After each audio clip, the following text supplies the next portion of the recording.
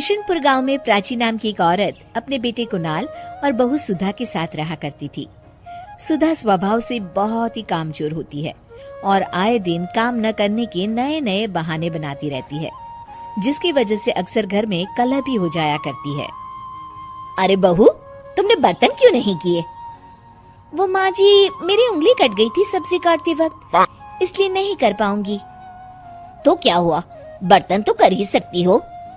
नहीं ना माँ जी, सर्फ लगने से कटे हुए भाग में दर्द हो जाएगा। आज के लिए बर्तन आप ही कर लीजिए। इस तरह से सुधा रोज काम ना करने के नए नए बहाने ढूंढ ही लेती है। सुधा कुणाल के आते ही काम करने का दिखावा करती और उसके जाते ही वापस से नया नाटक करती।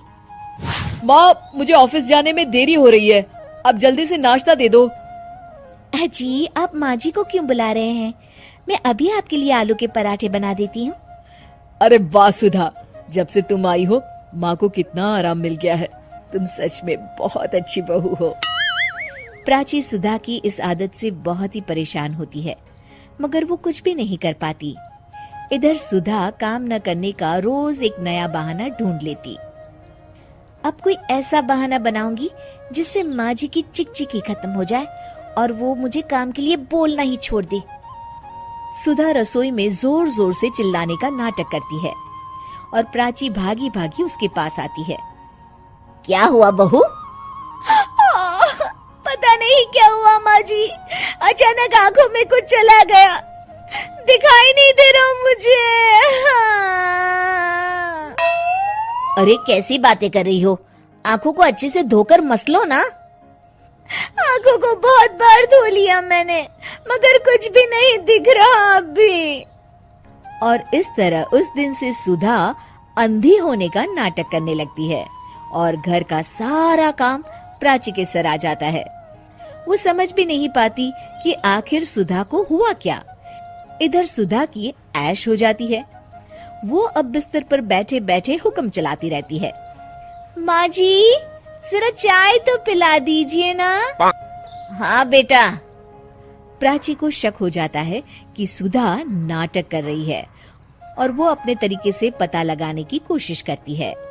प्राची घर में आई स्पेशलिस्ट डॉक्टर को बुलाती है। देखिए ना डॉक्टर साहब, मेरी इतनी प्यारी बहू को न जाने किसकी नजर लग गई। हुआ क्या? अरे देख ही नहीं पा रही वो तो। क्या हुआ है आपको? पता नहीं डॉक्टर साहब, कुछ दिखाई नहीं दे रहा मुझे। ठीक है, मैं चेकअप करता हूँ। क्या हुआ है इसे? चेकअप में तो कुछ भी नहीं निकला है।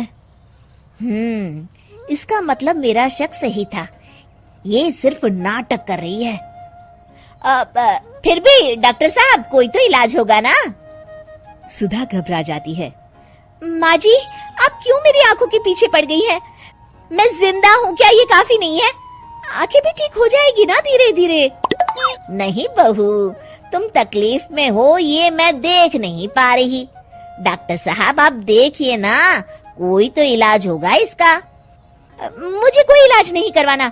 मेरी आंखें भगवान की मर्जी की वजह से गई है और उनकी मर्जी की वजह से वापस आ जाएगी। देखिए, मैं दवाई लिख देता हूँ और आप इनको क्लिनिक पर ले आना। डॉक्टर तो चला जाता है, मगर सुधा अपने बिस्तर से टस की मस नहीं होती और अगले कुछ दिन भी प्राची को ही काम करते रहना पड़ता है। पानी सर के ऊपर से गुजर गया है, ये ऐसे नहीं सुधरने वाली। कुछ दिनों बाद प्राची कुछ काम से घर से बाहर गई होती है। हे भगवान, बहुत तेज भूख लगी है, पता नहीं माँ जी कब तक वापस लौटेगी।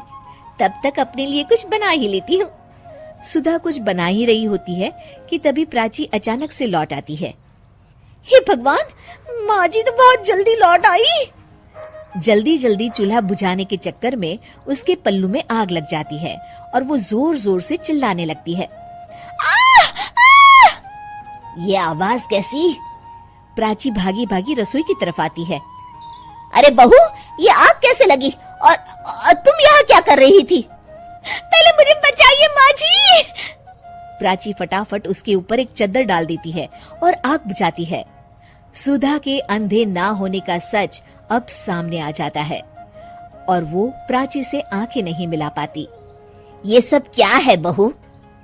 मुझे माफ कर दो माँ जी। मुझे तुम पर शक पहले से ही था बहू, मगर काम चोरी इस कदर भी ना करो कि खुद को ही नुकसान हो जाए। ये हमारे घर का ही तो काम है ना बहू। अब और शर्मिंदा मत कीजिए माँ जी। मैंने आपको इतना तंग किया हमेशा, फिर भी आपने मेरी जान बचाई। कोई बात नहीं बहू, सुबह का भूला अगर शाम को घर लौट आए ना तो उसे भूला नहीं कहते। चल अब अपने हाथ की चाय तो पिला दे जरा। जी माँ जी। एक बार की बात है, रमा की 2 बहुएं थी, रश्मि और इंदु। एक को वो अपनी पसंद से लेके आई थी और दूसरी उसके खुद के बेटे ने पसंद की थी, जिसका नाम इंदु था। इंदु को उसकी सास पसंद नहीं करती थी और दूसरी बहू रश्मि को बहुत पसंद करती थी। रश्मि इधर तो आओ, देखो तुम्हारे लिए मैंने कंगन बनवाए हैं। अरे वाह मम्मी जी, दिखाओ। ये देखो, सोने के हैं। ये क्या मम्मी जी, इतने पतले से? ये भी कोई कंगन है?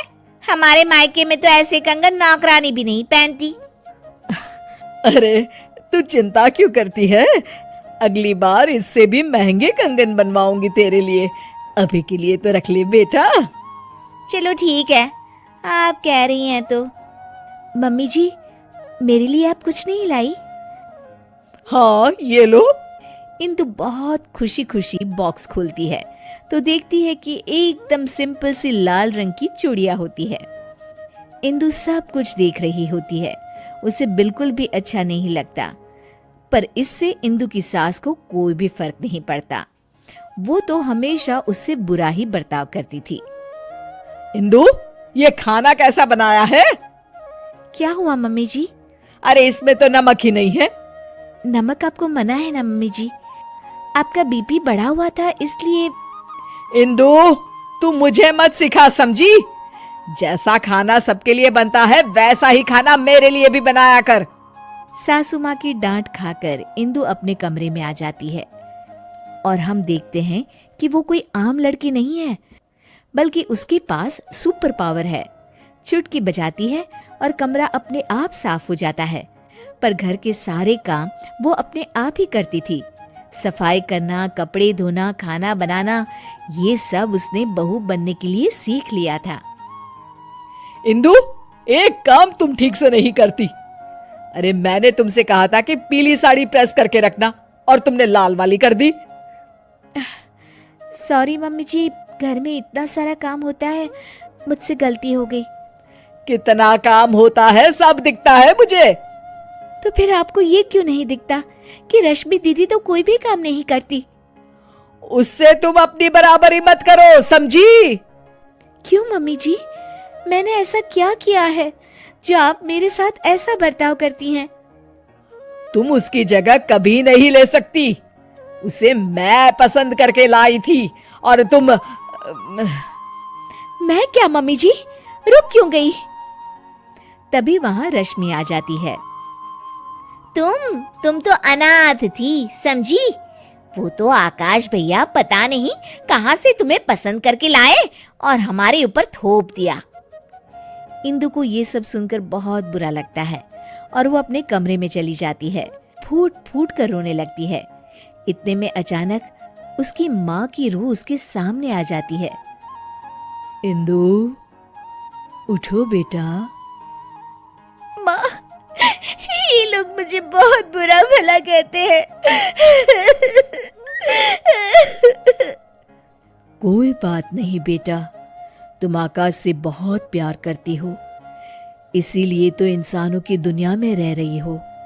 मैं तो तुमसे हमेशा से कहती आई हूँ कि चलो यहाँ से अपनी दुनिया में। हाँ माँ, पर अब मुझसे बर्दाश्त नहीं होता। तो चलो मेरे साथ वापस हमारी अपनी दुनिया में इंदु। हाँ माँ, मैं आपके साथ ही जाना चाहती हूँ। तुमने सच में मन बना लिया है ना बेटा? हाँ माँ, मैं आपके साथ ही जाऊंगी। इंदु अपनी माँ के साथ वापस जा ही रही होती है कि तभी उसे कुछ बुरा होने का एहसास होता है। एक मिनट माँ, मुझे लग रहा है कि कुछ बुरा होने वाला है। इंदु भागते भागते बाहर आती है तो देखती है कि सासू माँ सीढ़ियों से उतर रही होती है और उनका पैर फिसलने ही वाला होता है। तभी इंदु बहुत तेज भागती है और आके सासू माँ को बचा लेती है, पर इसमें इंदु को चोट लग जाती है। मम्मी जी, आप ठीक तो है ना? आपको चोट तो नहीं आई मम्मी जी? इंदु की ये बात सुनकर सासू माँ को एहसास होता है कि इंदु कितनी अच्छी है और उनका कितना ख्याल रखती है। खुद जख्मी होते हुए भी वो सास की परवाह कर रही है। बेटा, चोट तो तुझे आ गई और तू अभी भी मेरी परवाह कर रही है। थैंक यू बेटा, थैंक यू। अगर तू न होती तो न जाने क्या होता। नहीं नहीं मम्मी जी, जब तक मैं हूँ आपको कुछ नहीं होगा। मुझे माफ कर देना बहू, मैंने हमेशा तेरे साथ बहुत बुरा बर्ताव किया। अरे नहीं मम्मी जी, प्लीज आप इस तरह माफी मत मांगिए। इंदु, इधर तो आओ बहू। जी मम्मी जी। ये लो तुम्हारे लिए। ये क्या है मम्मी जी? इंदु बॉक्स खोलती है तो उसमें सोने के कंगन होते हैं। मेरी फेवरेट बहू के लिए एक तोहफा। इंदु खुश हो जाती है और अपनी सास के गले लग जाती है। Thank you, thank